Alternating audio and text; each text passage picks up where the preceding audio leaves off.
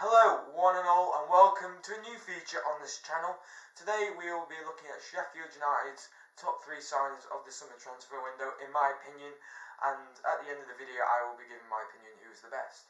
Also we will be going through stats and figures, not too many to bore you to tears, but just to give you a little insight of how our players are doing currently. So without further ado, let's go on to the video.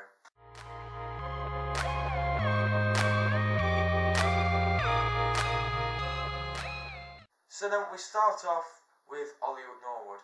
Now this is probably everyone's prime candidate, everyone's player on the top of their list for the best signing. But we're going along with it anyway. So the Northern Ireland international joined the Blades from Fulham. I mean, when you're competing in the same midfield as Jean Seri and Tom Kearney, it's going to be quite an ask. So he's dropped down back to the division, which he has been so successful in. He's got 2 back-to-back promotions with Brighton and Fulham. So what are his stats and how well has he done? Well, he's done very well at United so far. 3 games now, it's not really the best of times to judge him, but the stats are there. So he's made 4 key passes a game, which shows that he controls that midfield and his passing is absolutely top quality. And there's also his crossing was lethal against Villa for O'Connell's opener. And he gets an average match rating of 8.21, which is a significant increase from his average rating at Fulham. Again, a tough midfield, but you know that just shows how much he's getting into the game and how key a player he is for Sheffield United. But he has also got some steel to him. Defensive side, he does not shy away from, like most of our midfielders. What I've got down here, he gets 2.3 tackles a game on average, which shows that he doesn't shy away, as I said, from the defensive side of being a central midfielder.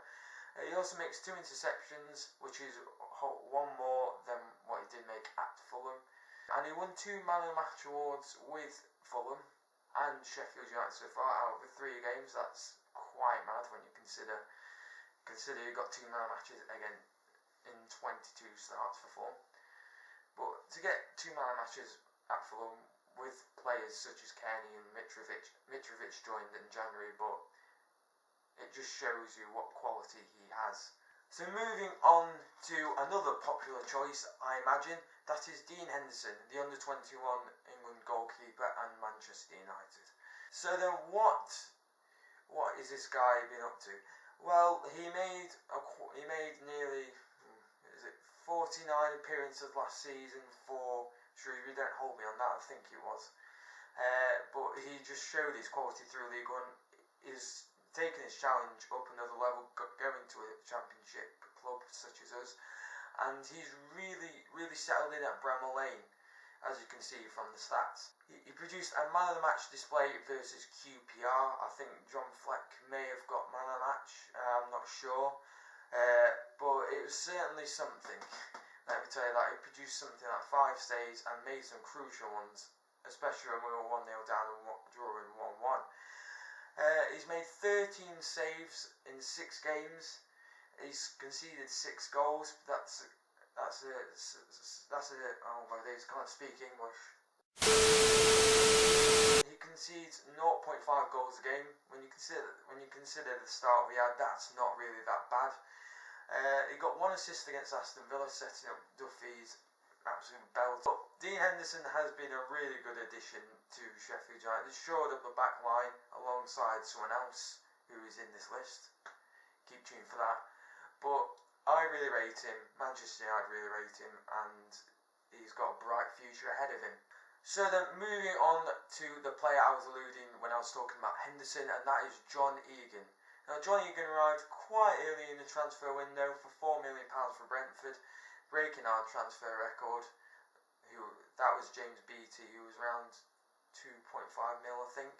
But he has come into the lane and settled really well in the centre-half department alongside Jack O'Connell and Chris Basham. Now, for a centre-half, passing sometimes may not be a key figure in performance, but he has got a 78.2% pass succession rate, which for a centre-half is not that bad. and shows that he's quite comfortable on the ball and likes to sometimes play out from the back.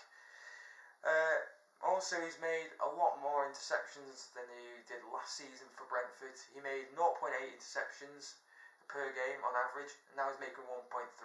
I know 6 games in, it's really not that accurate, but it shows that he's improving under Chris Wilder. And also he's making 5.7 clearances a game, showing that he does not mess about when it comes to danger. He just whacks it up, which sometimes was Sheffield United's fragility in some games. Swansea was a prime example, and